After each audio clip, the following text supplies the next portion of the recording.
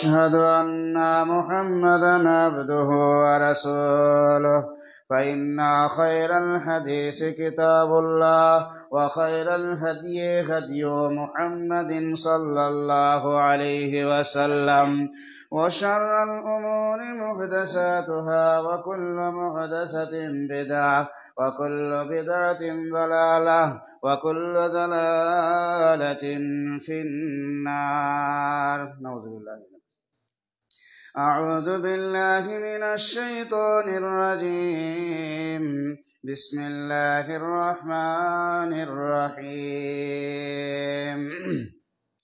قاف والقرآن المجيد بل عجبوا أن جاءهم منذر منهم فقال الكافرون هذا شيء عجيب أئذا متنا وكنا ترابا وذلك رجع بعيد قد علمنا ما تنقص الأرض منهم وعندنا كتاب حفيظ بل كذبوا بالحق لما جاءهم فهم في أمر مريج أفلم ينظروا إلى السماء فوقهم كيف بنيناها وزيناها وما لها من فروج والأرض مددناها وألقينا فيها رواسي وأنبتنا فيها من كل زوج بهيج. بارك الله لنا ولكم في القرآن العظيم ونفعنا وإياكم بالآيات والذكر الحكيم. إنه تعالى جواد كريم ملك بر رؤوف رحيم.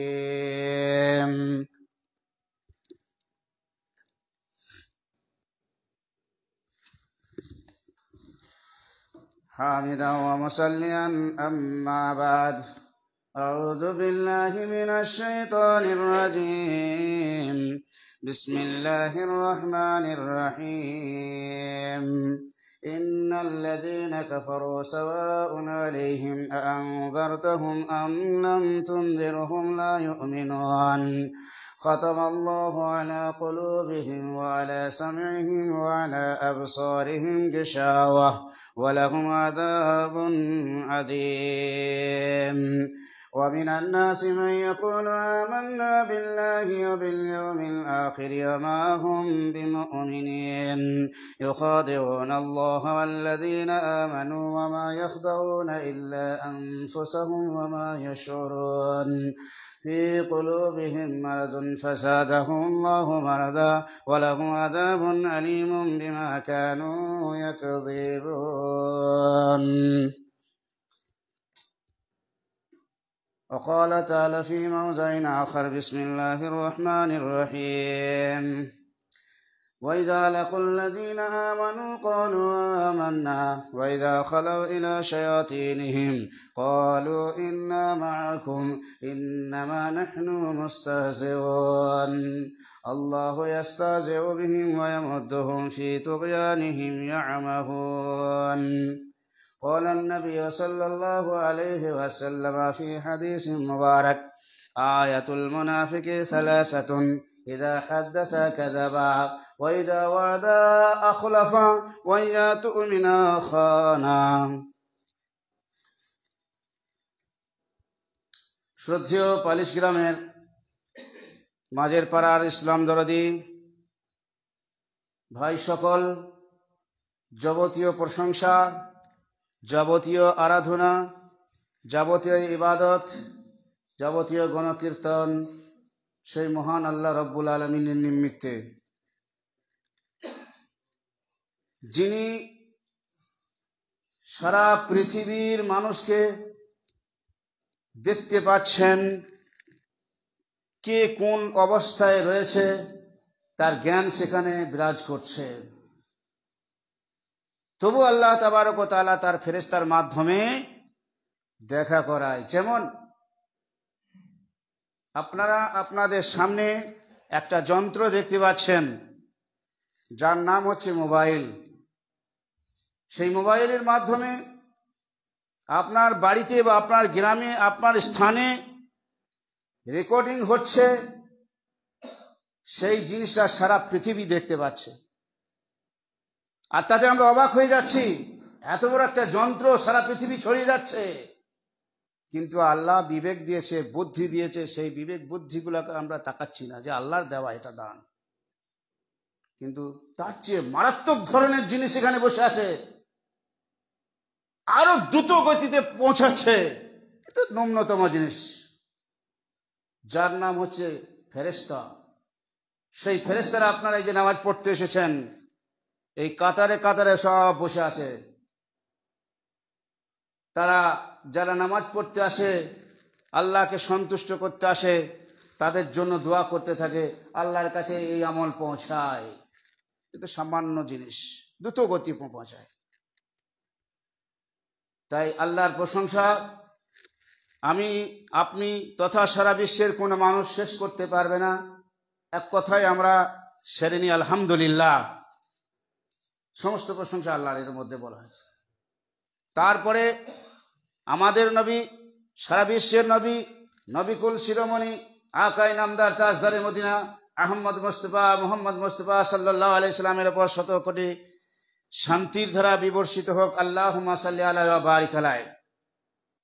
ভাইরা আমার, বন্ধুরা আমার, যে মহামানব আমাদেরকে এত সুন্দর শিক্ষা দিয়ে গেছেন, সেই শিক্ষা অনুরাগী হিসাবে, সেই শিক্ষাকে গুরুত্ব দিয়ে আমরা মুসলমান হিসাবে জুমার দিনে আল্লাহকে সন্তুষ্ট করতে এসেছি।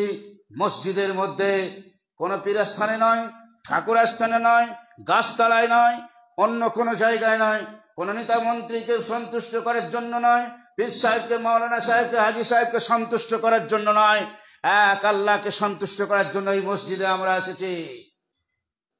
তাই সেই মহামানবের ওপর শত কোটি শান্তির দ্বারা বিবর্ষিত হোক আল্লাহুম্মা সাল্লি আলাইহি। যে মহামানব আমাদের কাছ থেকে চলে গেছেন আজ থেকে 1400 বৎসর পূর্বে, তিনি আমাদেরকে শিক্ষা দিয়ে গেছেন। যদি সেই শিক্ষাগুলো আমরা না নিয়ে থাকি, তাহলে আমাদের মতো দুর্ভাগ্য মুসলিম জাতি আর কেউ নেই পৃথিবীর বুকে। এরাই হচ্ছে সর্বোচ্চ, আল্লাহ তাআলা অন্যান্য জায়গায় বলেছেন। তাই যদি আমরা সেগুলোকে নিয়ে চলি, তাহলে এই পৃথিবীর বুকে কোনো ক্ষমতাই ইমানদারদের কাছে কাজে লাগবে না। যেটা আপনারা স্বচক্ষে দেখতে পাচ্ছেন, সেগুলোকে অন্য দেশে আপনারা একটু তাকিয়ে দেখুন। তাই যাই হোক, এবার আমি আমার বক্তব্যের দিকে এগিয়ে আসি। দেখুন, সূরা বাকারার মধ্যে রয়েছে যে আল্লাহ তাবারক ওয়া তাআলা তার প্রিয় হাবিব হযরতে মুহাম্মদুর রাসূলুল্লাহ সাল্লাল্লাহু আলাইহি সাল্লামকে বলেছিলেন, যাও আবু জাহেল, আবু লাহাব, এদেরকে তুমি দাওয়াত দাও যাতে তারা আমার দিকে আসে এবং আমাকে মানতে পারে, তার জন্য পাঠিয়েছিলেন। কিন্তু তারা অবুঝ, মানেনি, যার কারণে তাদেরকে অন্য জায়গায় অন্যরকম ভাবে অপমানিত হয়ে মৃত্যু হতে হয়েছিল। যাই হোক, ওদিকে আমার বক্তব্য নয়। ভাইরা আমার, বর্তমানের মুসলমানদের পরিস্থিতি এরকম এসে গেছে। এদের কানের মধ্যে, মগজের মধ্যে, মাথার মধ্যে আমাদের মতো উলামায়ে কেরামরা একটা একটা করে ভরে দিচ্ছে, তবু চেতনা আসছে না। যেমন আপনাদেরকে বোঝায়, সুদ খাওয়া হারাম বলে দিচ্ছে, তাও মানছে না। ব্যভিচার করা হারাম, চলবে না, তাও মানছে না। মুসলমান ওইদিকেই চলে যাচ্ছে। আর অন্যায় করে কোনো জিনিস নেওয়া যাবে না, সেদিকেই চলে যাচ্ছে। এক কথায় শরীয়তে গর্হিত কাজের দিকে চলে যাচ্ছে। তাই আল্লাহ তাবারক ওয়া তাআলা বলেন,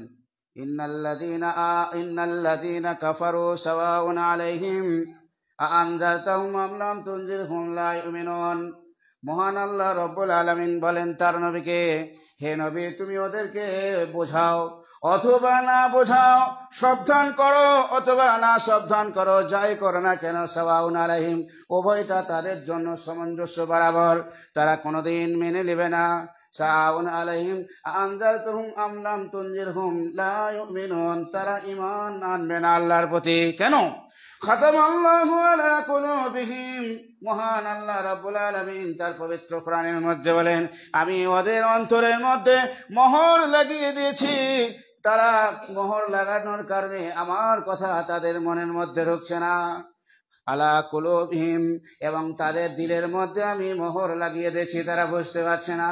ওয়া আলা সামিহিম, তাদের চক্ষুদ্বয়ের মতো চক্ষু দিয়েছি, কিন্তু তারা আমার এই ধর্মটাকে দেখে না, চোখের মধ্যে দেখে না। আল্লাহ বলেন, ওদের জন্য রয়েছে পীড়াদায়ক শাস্তি, যন্ত্রণাদায়ক শাস্তি, তারা আমার আযাব থেকে বাঁচতে পারবে না।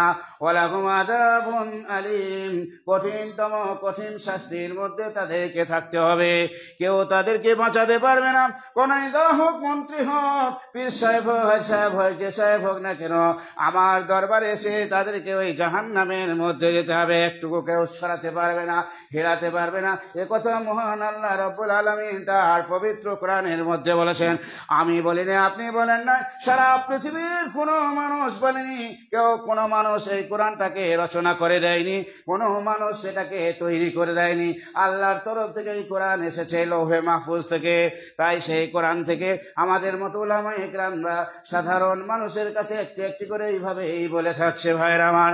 তাই এর প্রতি আমরা ঈমান রাখবো, এর প্রতি আমরা বিশ্বাস রাখবো, নচেত আল্লাহর তরফ থেকে ভয়ঙ্কর শাস্তি আসবে, অথবা অমুসলিমদের তরফ থেকে আমাদের কাছে ভয়ঙ্কর শাস্তি আসবে, যার কারণে অনেক মুসলমানের ক্ষয়ক্ষতি হয়ে যাবে।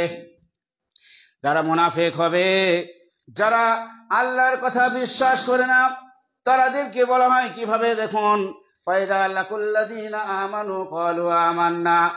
ভাইরা আমার, বন্ধুরা আমার, এখন মুসলমানদের মধ্যে অনেক এসে গেছে মুনাফিকত্ব, যার কারণে আমাদের ইসলামের অনেক দুর্গতি হচ্ছে। এক মুসলমান আর এক মুসলমান ভাইয়ের এমন কথাবার্তা পিছনের মধ্যে বলছে যেগুলো শোনা যাবে না। আমি কতটুকু শুদ্ধ আছি সেটা আমি দেখছি না, ওপর ভাইয়ের সেই যে গুণগুলো, দোষ ত্রুটিগুলো রয়েছে, সেই দোষ ত্রুটিগুলো নিয়ে আমরা তুলে ধরি অন্যের কাছে। তাই ভাইরা আমার, যারা মুসলিম, মুসলমানদের চিরকাল শত্রু আছে, থাকবে, আজন্মকাল শত্রু আছে, থাকবে, কেউ রুখতে পারবে না, এবং এর মাঝে এরা দিন প্রচার করে যাবে। তাই আল্লাহ রাব্বুল আলামিন বলেন, ওয়াইদা লাকুল্লাযীনা আমানু ক্বালু আমান্না। মুনাফিকের এমন একটা দল আছে, কিছু মানুষ আছে, যারা মুসলমানদের সঙ্গে যখন সাক্ষাৎ করে, যারা মুসলমানদের কাছে আসা যাওয়া করে, সেই সময়ে তারা মুসলমানদেরকে বলে, আমরা আমান্না, আমরা ঈমান আনয়ন করেছি। বর্তমানে অনেক মুসলমান ভাইরা যারা অনেক অমুসলিম ভাইদের সঙ্গে এমন দৃঢ় বিশ্বাস করে রেখেছে যে তারাই আমাদেরকে ছাড়পত্র দেবে, তারাই আমাদেরকে এই পৃথিবীর বুকে বাঁচিয়ে রাখবে, তাদের ভিতরের মধ্যে ঢুকে গেছে, আর তারাও মুসলমানদের ভিতরের মধ্যে ঢুকে গেছে, যার কারণে মুসলমানদের এইরকম ক্ষয়ক্ষতি হচ্ছে বিভিন্ন জায়গায়। ভাইরা আমার, আল্লাহ তাবারক ওয়া তাআলা বলেন, ওয়াইদা খালাউ ইলা শায়াতিনহিম, জেনে রাখুন, শুনে রাখুন, সেটা আপনার আমার বন্ধু নয়, আপনার সাহায্যকারী নয়, আমার সাহায্যকারী নয়। যখন তারা সেখান থেকে অতিক্রম করে চলে যায়, অর্থাৎ মুমিনদের কাছ থেকে চলে যায়, তারপরে কি করে, তাদের শয়তান যারা তাদের বন্ধু আছে, তাদের দলের লোক আছে, সেখানে তারা সাক্ষাৎ করে, আর সেখানে বলে, না না, আমরা মুসলমানদের কাছে গিয়েছিলাম শুধুমাত্র ওদের সঙ্গে ঠাট্টা বিদ্রুহ করার জন্য, আমরা ঈমান ওদের প্রতি আনি নাই, আল্লাহর প্রতি ঈমান আনি নাই, আমরা তোমাদের সঙ্গে আছি। ভাইয়ের আমার, বন্ধুরা আমার, এরা হচ্ছে মুনাফিক, এরা হচ্ছে মুনাফিক, আর এই মুনাফিকদের কথা মেনে চলা যাবে না। এ কথা আল্লাহ রাব্বুল আলামিন তার পবিত্র কোরআনে বলেছেন। যারা মুমিনদেরকে প্রতারণা দেবে, মুমিনদের সঙ্গে যারা মুমিনদেরকে যারা কষ্ট দেবে, শুধু তাই নয়, আল্লাহকেও যারা প্রতারণা দেবে, তাদের জন্য আল্লাহ তাবারক ওয়া তাআলা বলেন, আল্লাহু ইয়াস্তাহজিউ বিহিম, কিয়ামতের মাঠে তোমার বন্ধু বান্ধব আত্মীয় স্বজন কেউ থাকবে না। ফালাইসা লাহুল ইয়াওমা হাহুনা হামিম, এখানে তোমার বন্ধু, তোমার আত্মীয় স্বজন, তোমার জনবল, বাহুবল, লাঠিবল কিছুই থাকবে না। সেদিনই আমি তোমার ব্যাপারটাকে এখানে বুঝিয়ে দেব, কেউ তোমাকে রুখতে পারবে না। সেই আযাবে যখন ঢুকবে, সেই সময়ে তুমি বুঝতে পারবে।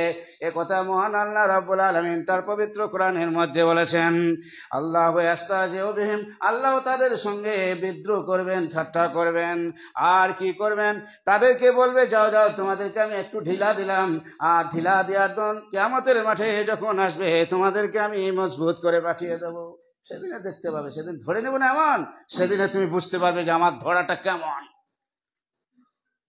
এখনকার মুসলিম ভাইদেরকে বলা হচ্ছে যে ভাই, জুয়া খেলো না, লটারি খেলো না, মুনাফিকত্ব করো না, বিভিন্ন শরীয়ত গর্হিত কাজ করো না, সেদিকেই চলে যাচ্ছে, যার কারণে আমাদের কাছে অন্য জাতি এসে বাগে পেয়ে যাচ্ছে। ভাইরা আমার, আর একটা হাদিস আপনাদের সামনে পড়েছি, যেটা মুনাফিকদের সম্পর্কে, খাঁটি মুনাফিকদের সম্পর্কে আলোচনা করা হয়েছে।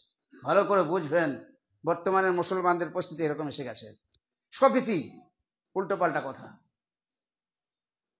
আল্লাহ রাসূল বলছেন, আয়াতুল মুনাফিকে সালাসাতুন, মুনাফিকদের নিদর্শন হচ্ছে তিনটির মধ্যে একটি বলছি, একটি করে বলে যাচ্ছে।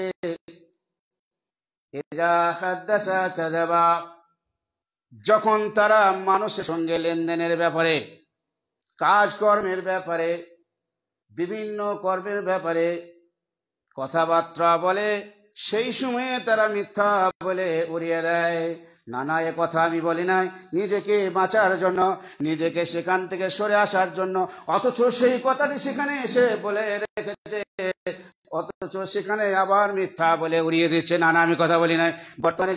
বর্তমানে যা চলছে সেগুলো আমরা তা দেখতে পাচ্ছি। ভাইয়ের আমার, এটা হচ্ছে মুনাফিকদের নিদর্শন। এরকম মিথ্যা কথা কোনো সময়ে বলা যাবে না, এক নম্বরে। দ্বিতীয় নম্বরে, ওয়াইদা ওয়াদা আখলাফা, যখন কোনো মুসলমান ভাইয়ের সঙ্গে ওয়াদা করে, লেনদেনের ব্যাপার হোক, কাজকর্মের ব্যাপারে হোক, এর ওয়াদাটা কি? মনে করেন আমি আপনার কাছে গেলাম, ভাই আমাকে 10,000 টাকা ধার দিতে হবে, আমি বিপদে পড়ে গেছি, আমার উদ্ধার হচ্ছে না কাজটা। তো বললো, ঠিক আছে ভাই, আমি তোমাকে দেবো, সন্ধ্যাবেলা এসো অথবা আগামীকাল এসো, আমি তোমাকে 10,000 টাকা ধার দেবো। আগামীকাল তার কাছে পৌঁছালো, যাওয়ার পরে ভাইকে সাক্ষাৎ করে বলছি, ভাই এসেছি, আমি বিপদে পড়ে গেছি, 10,000 টাকা তুমি আমাকে ধার দাও।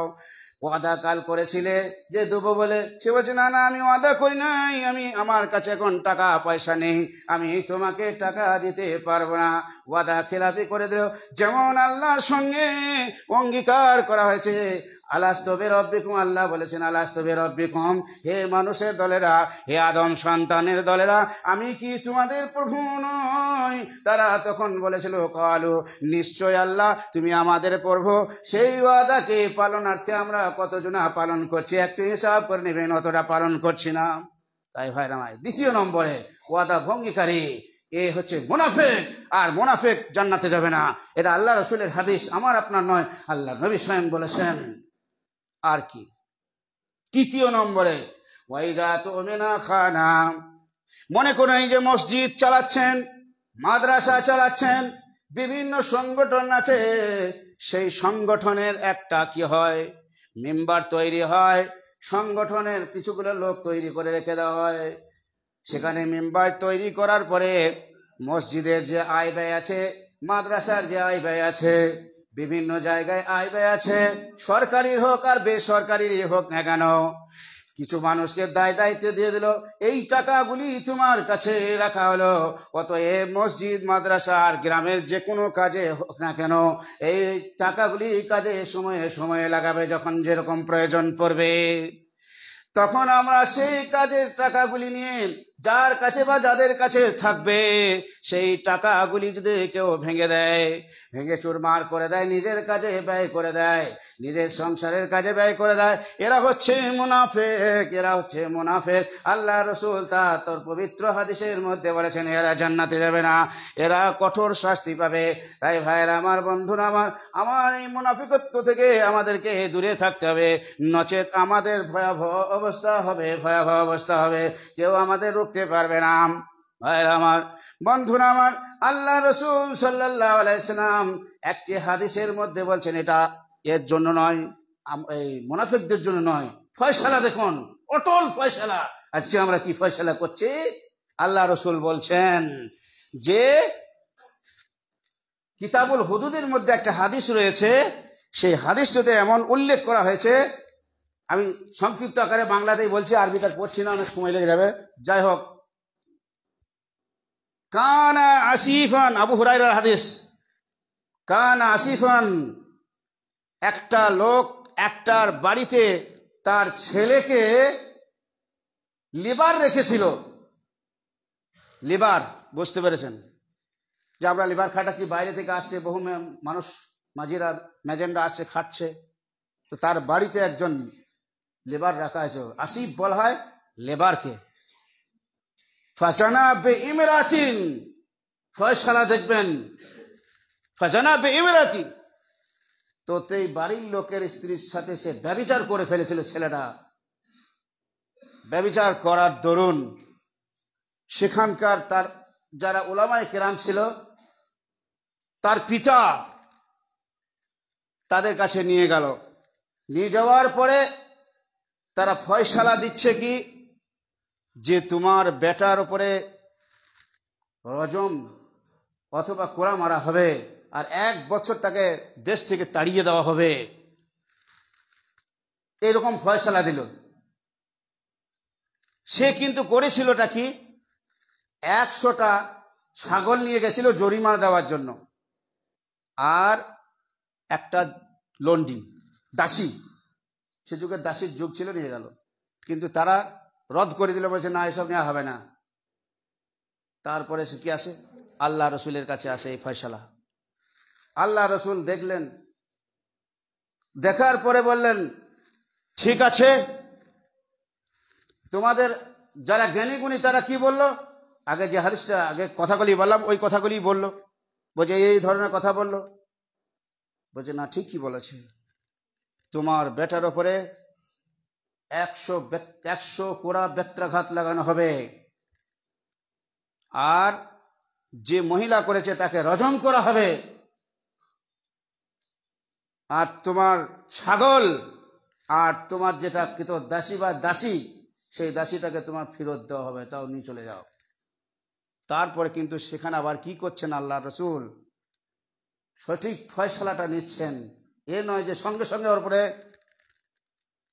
হদ জারি করে দিল, আইন জারি করে দিল, না, তার কাছ থেকে স্বীকারোক্তি নিচ্ছে এটা সঠিক কিনা। আজকে আমরা সঠিকটা নিচ্ছি না, ব্যাঠিক যেটা সেটাই নিচ্ছি, আর বিচার করে ফেলছি এবং জরিমানা নিচ্ছি। হারাম হয়ে যাবে, টাকা খাওয়া যাবে না। যদি কেউ খেয়ে থাকে এই ধরনের টাকা, অন্যায় হবে, অবিচার হবে। শোনেন, আল্লাহ রসুল সাল্লাল্লাহু আলাইহি সাল্লাম বলছেন, যাও, তোমার ওই বকরি ছাগল ফেরত দেওয়া হলো এবং তোমার এটাকে ফেরত দেওয়া হলো। তারপরে কি করলেন, আল্লাহ রসুল সাল্লাল্লাহু আলাইহি সাল্লাম বলে, যাও হে অমুক ব্যক্তি, ওর কাছে যাও, মেয়েটার কাছে, ফাইনে তারাফাত, যদি যে স্বীকার করে নেই, ফারজুমহা, তাহলে তাকে তুমি রজম করে দাও। অর্থাৎ তাকে কি করবে, খাল করে মারবে, গর্ত খুঁড়বে, গর্ত খোদার পরে ঢেলা ছড়ে ছড়ে মারবে, যদি বিবাহিতা হয়। এটা আল্লাহর আইন, আমার আপনার আইন নয়। তারপরে সে গেল, সেই সাহাবীটা যাওয়ার পরে সে স্বীকার করলো, তো আল্লাহ রসুল ফারজুমহা, যাও তোমরা ওকে রজম করে দাও। এ হচ্ছে আল্লাহ রসুলের ফয়সালা। আর আজকে আমরা কি করছি, কিছুটা গোপন করে নিচ্ছি আর কিছুটাকে আমরা প্রকাশ করে দিচ্ছি। আল্লাহ রসুল এবং আল্লাহর আইনকে আমরা সব নিচে করে দিচ্ছি। আল্লাহ কোরআনের মধ্যে বলেছেন যে তোমরা যদি কোনো বিষয় নিয়ে ঝগড়া ঝাঁটির পড়ে যাও, ফারুদ্দুহু ইলাল্লাহি ওয়া রাসূল, তোমরা সেইগুলোকে আল্লাহ এবং আল্লাহ রসুলের দিকে দিয়ে এসো। আল্লাহ এবং আল্লাহ রসুল কি ফয়সালা দিচ্ছে, উলামায়ে কিরামরা কি ফয়সালা দিচ্ছে, সেই ফয়সালার দিকে এগিয়ে এসো। এটা আল্লাহর নবীর ফয়সালা এবং আল্লাহর ফয়সালা।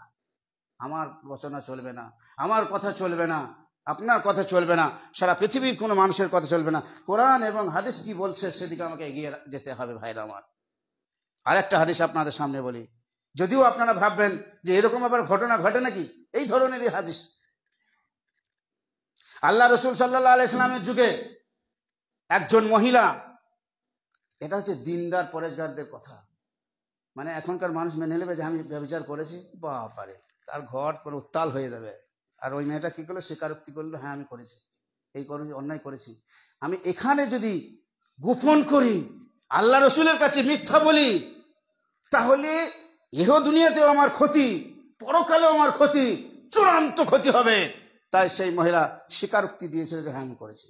তার দরুন এখানে পৃথিবীতেই ওকে শাস্তি দেওয়া হয়েছিল, ওখানে গিয়ে আর শাস্তি আল্লাহ ভালো বুঝেন যে শাস্তি হবে না, এটাই বেশিরভাগ হাদিসের মধ্যে আছে।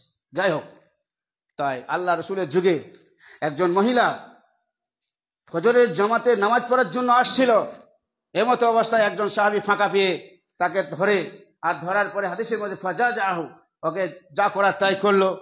যা করার তাই করার পরে উনি চিৎকার করতে লাগলেন। সেই সাহাবিয়াটা চিৎকার করতে করতে কিছু সাহাবী ছুটতে লাগলো তার পেছনে ধরার জন্য, কিন্তু তাকে ধরতে পারলো না। হাদিসের মধ্যে আরো রয়েছে অনেকটা ঘটনা। ধরতে না পারার দরুন সেই সাহাবীটাকে ধরে নিয়েছিল। অন্য জায়গায় রয়েছে সেই সাহাবীটাকে যে ধরতে গিয়েছিল সেই সাহাবীটাকেই ধরেছিল। এটা মৌলানা জর্জিস আনসারী সাহেব, বিখ্যাত বক্তা, তিনি বলছিলেন একদিন যে এইভাবে তাকে তাড়ে তেড়ে তেড়ে তেড়ে ধরায়, কিন্তু সে নয়। আল্লাহ রসুলের কাছে বিচার হয়, বিচার হওয়ার পরে দেখো এ ঠিক বটে তো, হে মহিলা দেখো ভালো করে দেখো, এই ছেলেটা বটে তো, এই ছেলেটা বটে তো। সে মহিলা বলছে হ্যাঁ এই বটে, অথচ সে নাই। সে বলছে যদি আমি এখন আল্লাহ রসুলের কাছে মিথ্যা বলি তাহলে আমাকে এই দুনিয়াতে কষ্ট পেতে হবে, ওখানেও কষ্ট পেতে হবে, তাহলে স্বীকার করিনি। বলে হ্যাঁ ঠিক আছে। এমত অবস্থায় তাকে যখন ওইভাবে হদ জারি করতে যাবে, সেই সময় সে যে আসল ব্যক্তি, সেই ব্যক্তি সে বলছে না ওই লোকটা দোষী হতে পারে না, ওই লোকটা দোষী হতে পারে না, আমি দোষী, অতএব আপনি আমাকে কি করুন, রজম করুন। তাই ভাইয়ের আমার, এরকম স্বীকারোক্তি আল্লাহর কাছে কান্নাকাটি, যদিও আমরা মানুষের কাছে না করতে পারি, আমার ভুল হয়ে যেতেই পারে, আমি অন্যায় করে ফেলতেই পারি, তার জন্য আল্লাহ এবং আল্লাহ রসুল বলেছেন তোমরা তুবু ইলাল্লাহ, আল্লাহর কাছে এসে মাথা নত হও, আল্লাহর কাছে এসে স্বীকারোক্তি হও এবং আল্লাহর কাছে এসে ক্ষমা চাও, আল্লাহ তোমাদের গুনাহকে ক্ষমা করে দেবেন ইনশাআল্লাহ। ভাইরা আমার, আমাদের মানুষের মধ্যে ভুল হয়ে যেতে পারে, হ্যাঁ অন্যায় করতে পারি, বেনামাজি হয়ে থাকতে পারি, বেরোজগার হয়ে থাকতে পারি, যা হয়ে গেছে হয়ে গেছে, এখন আর করবো না। আল্লাহ তুমি আমাদেরকে ক্ষমা করে দাও, এখন তোমার দরবারে এসেছি, আল্লাহ তোমার কাছে আমি ডুকুরে ডুকুরে কান্না করছি, আর কোনোদিন পাপে আমরা হাবুডুবু খাবো না, তাই আমাদের ক্ষমা করে দাও। এরকম আল্লাহর কাছে চাইতে হবে, আল্লাহ ইনশাল্লাহ আমাদেরকে ক্ষমা করে দেবেন। অবশেষে আল্লাহর কাছে দোয়া করি আল্লাহ তাআলা যেন আমাদেরকে এই দুনিয়ায় থেকে সঠিক এবং পরিপূর্ণ দিনের উপরে চলার সুমতি দান করেন, এবং আল্লাহ তোমার রাসূল এবং তুমি যে সমস্ত কথাগুলো ভালো ভালো বলেছো, সেই ভালো ভালো কথাগুলোর প্রতি আমাদের